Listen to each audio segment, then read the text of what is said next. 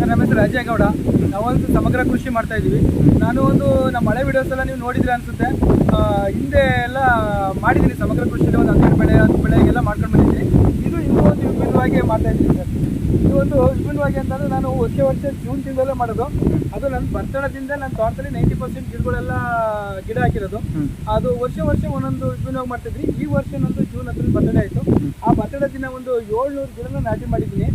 ಅದು ನಾನೇ ಕೈಯಾರ ನಾಟಿ ಮಾಡಿದ್ದೀನಿ. ರೈತರುಗಳು ನಾವೇ ಮಾಡಿದ್ರೆ ಮಾತ್ರ ದುಡ್ಡು ಉಳಿಸಕ್ಕಾಗೋದು. ಇದು ಒಂದು ಮೊದಲು ತೆಂಗಿತ್ತು ಸರ್. ತೆಂಗಿನ ಸೆಂಟರ್ ನನಗೆ ಟ್ರೆಂಚ್ ಮಾಡ್ಕೊಂಡಿದ್ದೀನಿ ಸರ್. ಒಂದು ಟಾಪ್ ಹೋಗೋ ತರ ಬಿಟ್ಕೊಂಡು ಟ್ರೆಂಚ್ ಮಾಡ್ಕೊಂಡಿದ್ದೀನಿ. ಯಾಕೆ ಅಲ್ಲಿ ನೋಡ್ಬೋದು ಟ್ರೆಂಚ್ ಮಾಡ್ಕೊಂಡಿದ್ದೀನಿ. ಟ್ರೆಂಚ್ ಮಾಡ್ಕೊಂಡು ಆದ್ಮೇಲೆ ಸರ್ ನಾನು ಏನ್ ಮಾಡಿದ್ದೀನಿ ಅಂತಂದ್ರೆ ಒಂದೊಂದು ಅಡಿಕೆ ಗಿಡ ಮಾಡ್ಕೊಂಡಿದ್ದೀನಿ. ಅಡಿಕೆ ಗಿಡಕ್ಕೂ 10 ಅಡಿ ಬಿಟ್ಕೊಂಡಿದ್ದೀನಿ. 10 ಅಡಿ ಬಿಟ್ಟಿದ್ದೀನಿ. ಕೂಡ ಒಂದು 8 ಅಡಿ ಗಂಟನೂ ಐತೆ. ಅಡಿಕೆ ಗಿಡಕ್ಕೂ 10 ಅಡಿ ಬಿಟ್ಕೊಂಡು ಮತ್ತೆ ಅಲ್ಲಿಂದ ಏನ್ ಮಾಡಿದ್ದೀನಿ ಅಂತಂದ್ರೆ 5 ಅಡಿಗೆ ಒಂದು ಬಾಳೆ ಕೊಟ್ಕೊಂಡಿದ್ದೀನಿ ಸರ್. ಬಾಳೆ ಕೊಟ್ಟಿದ್ದೀನಿ. ಬಾಳೆಗೆ ಸೆಂಟ್ರಲ್ಲಿ ಒಂದು ಪಪ್ಪಾಯಿ ಗಿಡ ಕೊಟ್ಟಿದ್ದೀನಿ ಸರ್. ನಿಮ್ಗೆ ನೋಡ್ರೆ ಗೊತ್ತಾಗುತ್ತೆ. ಪಪ್ಪಾಯಿ ಗಿಡ ಕೊಟ್ಕೊಂಡಿದ್ದೀನಿ ಸರ್. ಪಪ್ಪಾಯಿ ಗಿಡ ಕೊಟ್ಕೊಂಡಿದ್ದೀನಿ. ಇದರ ಉದ್ದೇಶ ಏನಪ್ಪಾ ಅಂತಂದ್ರೆ ಇದ್ರ ಜೊತೆಗೆ ಮತ್ತೆ ಇನ್ನೂ ಆಡ್ ಮಾಡ್ತೀನಿ ಸರ್. ಈ ಜಾಗ ಇದೆಯಲ್ಲ, ಈ ಜಾಗಕ್ಕೆ ನಾನು ತಕ್ಷಣ ಏನ್ ಮಾಡ್ತೀನಿ ಅಂತಂದ್ರೆ ಸ್ವಲ್ಪ ಜೋಳನ ಹಾಕ್ಬಿಟ್ಟು ಮುಖ್ಯ ಹೊಡಿತೀನಿ. ಮುಖ್ಯ ಹೊಡೆದಾಗ ನಾವು ಜೋಳ ಮುಚ್ಚೋಗುತ್ತೆ. ಅದ್ರ ಮಧ್ಯದಲ್ಲಿ ಒಂದು ಸಾಲು ಬರ್ತದೆ ಸರ್.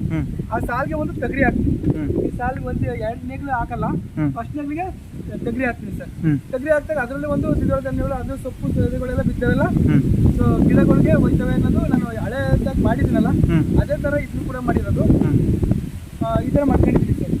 ಇಲ್ಲಿ ನನಗೆ ಆದಾಯನೂ ಕೂಡ ಹೇಳ್ಬೇಕು ಅಂತಂದ್ರೆ ನಾನು ಹಳೆ ತೋಟದಲ್ಲೂ ಕೂಡ ಇದೇ ತರ ಮಾಡಿದ್ರಿಂದ ಹೇಳ್ತೀನಿ.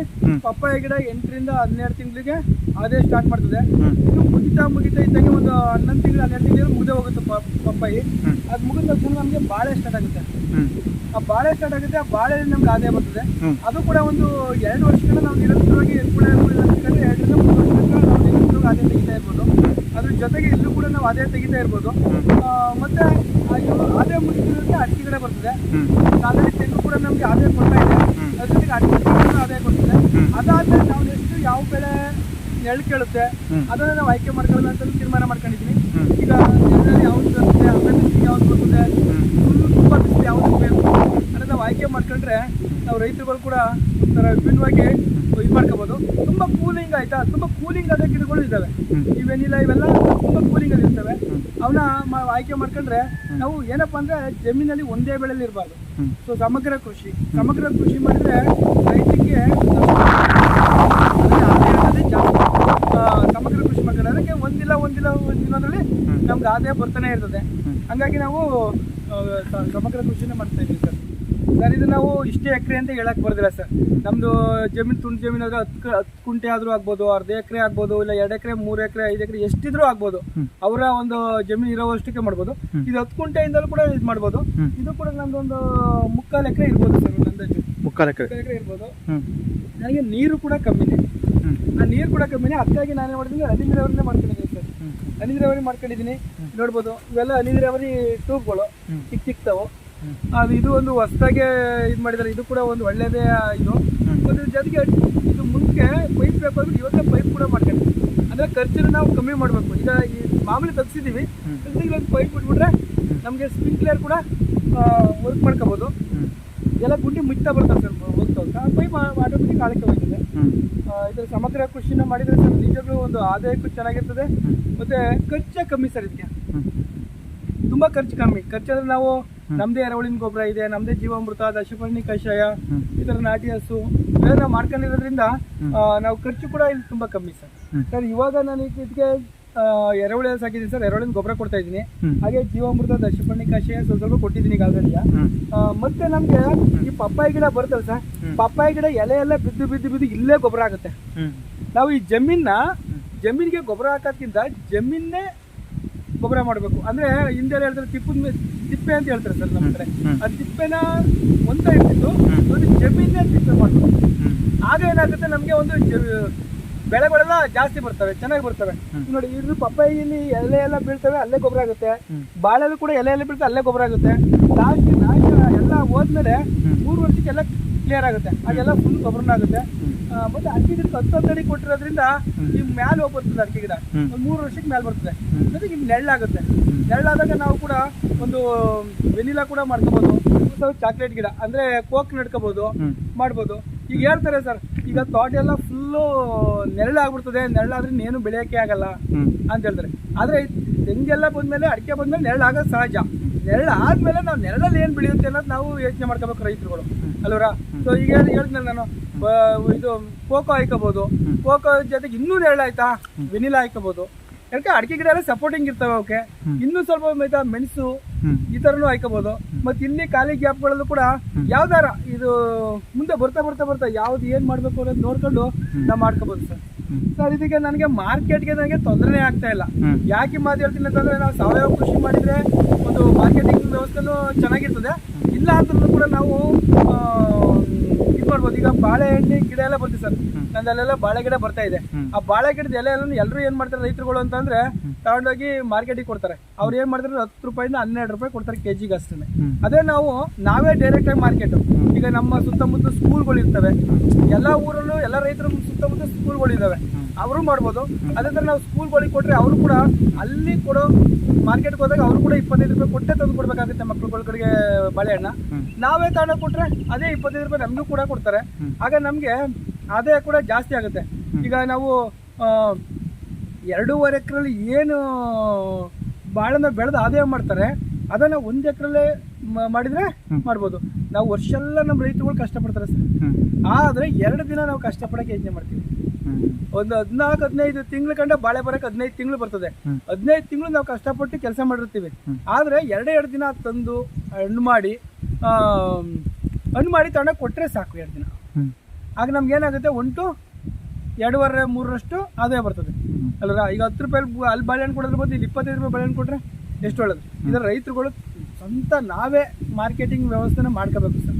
ಮಾಡ್ಕೊಂಡ್ರೆ ಮಾತ್ರ ರೈತರುಗಳು ಇನ್ನೂ ದೃಢವಾಗಿ ಬದುಕ್ತಾರೆ, ಆರ್ಥಿಕವಾಗಿ ಚೆನ್ನಾಗಿರ್ತಾರೆ ಸರ್.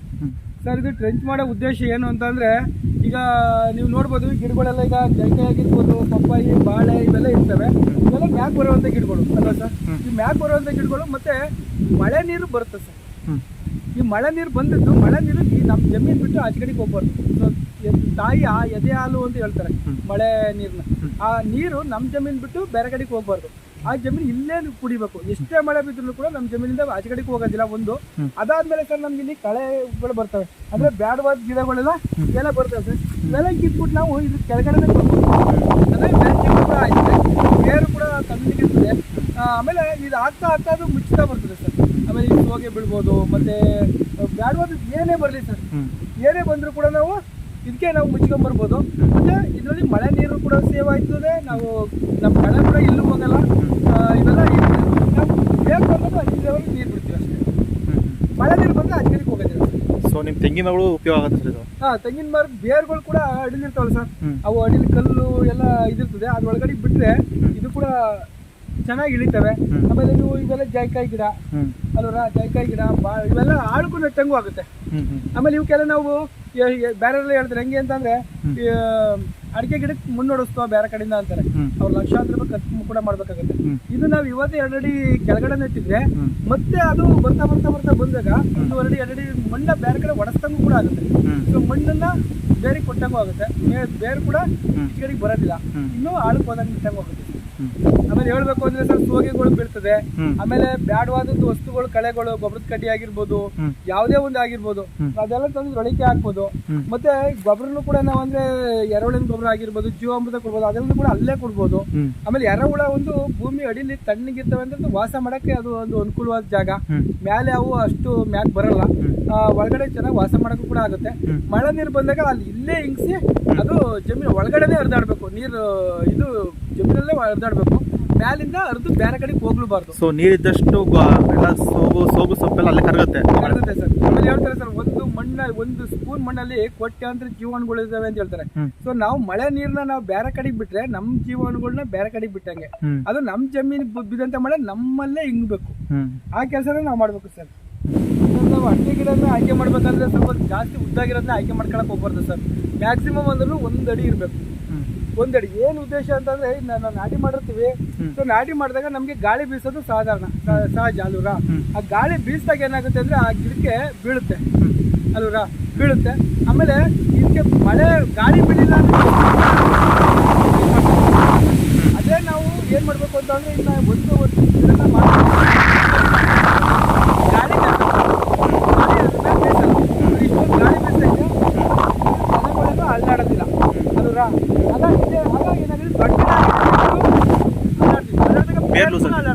ಬೇರೆ ಲೂಸ್ ಆಗುತ್ತೆ. ಬೇರು ಕೂಡ ಲೂಸ್ ಆಗುತ್ತೆ. ಇದು ಬೇರು ಕೂಡ ಲೂಸ್ ಆಗೋದಿಲ್ಲ. ಇದು ಹಿಂಗೆ ಸ್ವಲ್ಪ ದಿನ ಇದ್ದಿದ್ದೆ ಆದ್ರೆ ಅದು ಮಾಮೂಲಿ ಅದು ಬೆಳೀತಾ ಬೆಳೀತಾ ಅದ್ರದ್ದು ಇದನ್ನ ಅದು ಸಪೋರ್ಟಿಂಗ್ ಮಾಡ್ಕೊಳಕ್ಕೆ ಬೇರ್ನ ಮಾಡ್ಕೊಂಡು ಬರ್ತದಾಗ. ಇನ್ನೊಂದು ಟ್ರಂಚ್ ಹೊಡೆದ ಉಪಯೋಗ ಅಂದ್ರೆ ಈ ನೋಡಿ ಗಾಳಿ ಅಷ್ಟು ಹೊಡೆಯಲ್ಲ. ಗಾಳಿ ಹೊಡೆಯಲ್ಲ ಸರ್, ಗಾಳಿ ಹೊಡೆಯಲ್ಲ. ಈಗ ಆ ಕಡೆಯಿಂದ ಇಲ್ಲಿ ಸಪೋರ್ಟ್ ಕೊಡಂಗಿಲ್ಲ. ಬಿಸಿಲು ಬಿದ್ದಾಗಲೂ ಕೂಡ ಬಿಸಿಲು ಡೈರೆಕ್ಟ್ ಆಗಿ ಬೀಳೋದಿಲ್ಲ.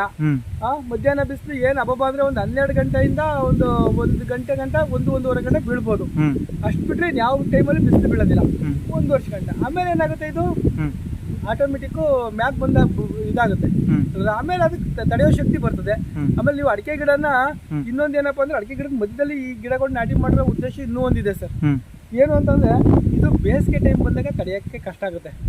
ಅಂದ್ರೆ ಅದಕ್ಕೆ ಬೇಸಿಗೆ ಕಾಲದಲ್ಲಿ ಬಿಸಿಲನ್ನ ಅದಕ್ಕೆ ಕೇಳೋದಿಲ್ಲ, ತುಂಬಾ ನೆರಳನ್ನ ಕೇಳುವಂತ ಗಿಡ ಅಡಿಕೆ ಗಿಡ, ಜಾಗ ಗಿಡ ಇವೆಲ್ಲವ. ಇವಕ್ಕೆ ಏನಾಗುತ್ತೆ ಅಂದ್ರೆ, ಪಪ್ಪಾಯ ಗಿಡ ಫಸ್ಟ್ನೇ ವರ್ಷ ಅವಕ್ಕೂ ಸ್ವಲ್ಪ ನೆರಳು ಕೂಡ ಕೊಟ್ಟಂಗಾಗುತ್ತೆ. ಆಮೇಲೆ ಬಾಳೆ ಕೂಡ ಅದಕ್ಕೆ ನೆರಳನ್ನ ಕೊಟ್ಟಂಗಾಗುತ್ತೆ. ಇವು ಮ್ಯಾಲ್ ಬಂದಿರ್ತವೆ. ಆಗ ಇವೆರಡು ಸಪೋರ್ಟಿಂಗ್ ಅಲ್ಲಿ ಅವು ಬರ್ತಾ ಇರ್ತದೆ. ಇದು ಹೋಗೋ ಹೊತ್ತಿಗೆ ಅದ್ರದ್ದೇ ಸಪೋರ್ಟಿಂಗ್ ಅದು ತಗೊಂಡಿರ್ತದೆ, ಸ್ಟ್ಯಾಂಡ್ ಆಗಿರ್ತದೆ. ಆಗ ಅದಕ್ಕೇನು ತೊಂದರೆ ಆಗಲ್ಲ ಸರ್. ಸರ್ ಇಳಿಕೆ ಗಿಡ ಎಷ್ಟು ಹೆಸರಾಯ್ತು ಸರ್? ನಮ್ದು ಒಂದು ಟೋಟಲಿ ಒಂದು 40 ಇರಳಿ ಗಿಡ ಐತೆ ಸರ್. 40 ಇರಳಿ ಗಿಡ ಇದೆ. ಇದು ಒಂದು ಇರಳಿ ಗಿಡನೇ. ಇದು ನಮ್ಗೆ ಹೆಚ್ಚು ಕಮ್ಮಿ 1-1.5 ಸಾವಿರ ಕಾಯಿ ಇಡ್ಲು ಕಡೆ ಕಾಣುತ್ತೆ ಸರ್. ಇದು ಅಂದ್ರೆ 1.5 ಸಾವಿರ ಅಂದ್ರೆ ಹೆಚ್ಚು ಕಮ್ಮಿ ನಾವು 2 ರೂಪಾಯಿಯಿಂದ 2.5 ರೂಪಾಯಿ 3 ರೂಪಾಯಿ ಲೆಕ್ಕದಲ್ಲಿ ಕೊಟ್ಟರು ಕೂಡ ನಮ್ಗೆ ಹೆಚ್ಚು ಕಮ್ಮಿ ಒಂದು 4-4.5 ಸಾವಿರ ರೂಪಾಯಿ ಒಂದೊಂದು ಗಿಡ ಕಾಯಿ ಕೊಡ್ತೇವೆ ಸರ್. ಇದು ಇರೋದು ನಮ್ದು ಬದಿನಲ್ಲಿ. ಇದು ಒಂದೇ ಗಿಡ ನೀವು ನೋಡ್ಬೋದು, ತುಂಬಾ ಕಾಯೆಲ್ಲ ಬಿಡ್ತದೆ. ಹೋದ ಕೂಡ ಬೇಸಿಗೆಯಲ್ಲಿ ಕೂಡ ಇದು ಕಾಯಿ ಬಿಡ್ತದೆ ಸರ್. ಬೇಸಿಗೆಯಲ್ಲಿ ಕೂಡ ಒಂದು ಒಳ್ಳೆ ಬೆಳೆ. ಇದು 5 ರೂಪಾಯಿ ಗಂಟೆ ಹೋಗುತ್ತೆ ಆ ಟೈಮಲ್ಲಿ. ಈ ಟೈಮಲ್ಲಿ ಕೋಲ್ಡ್ ಟೈಮಲ್ಲಿ ಸ್ವಲ್ಪ ಕಮ್ಮಿ ಇರ್ತದೆ, 2 ರೂಪಾಯಿಗೆ ಹೋಗ್ತದೆ. ಮತ್ತೆ ಆ ಟೈಮಲ್ಲಿ ಜಾಸ್ತಿ ಹೋಗುತ್ತೆ. ಮತ್ತೆ ಇದನ್ನು ಕೂಡ ನಾನು ಡೈರೆಕ್ಟ್ ಆಗಿ ಮಾರ್ಕೆಟಿಂಗ್ ಮಾಡ್ತೀನಿ ಸರ್. ಅಂದ್ರೆ ಈ ಜ್ಯೂಸ್ ಅಂಗಡಿಗಳು ಇರ್ತವೆ, ಕೆಲವು ನೀವು ಇದು ಟಿಫನ್ ಅಂಗಡಿಗಳು ಇರ್ತದೆ, ಚಿತ್ರಾನ್ನ ಈ ತರ ಮಾಡ್ತಾರಲ್ಲ, ಆ ತರ ಹೋಟ್ಲುಗಳಿಗೆ ಈ ತರ ಡೈರೆಕ್ಟ್ ಆಗಿ ಕೂಡ ನಾವು ಮಾರ್ಕೆಟ್ ಮಾಡ್ತೀವಿ ಸರ್. ಉಪ್ಪಿನಕಾಯಿ ಹೋಗುತ್ತೆ ಇದು. ಉಪ್ಪಿನಕಾಯಿ ಕೂಡ ಹೋಗುತ್ತೆ ಸರ್. ಇದು ಉಪ್ಪಿನಕಾಯಿ ಕೂಡ ಹೋಗುತ್ತದೆ. ಆಮೇಲೆ ಇದು ಕಾಯಿನೂ ಕೂಡ ತುಂಬಾ ಕಾಯಿ ಬಿಡುತ್ತೆ ಸರ್. ಇದು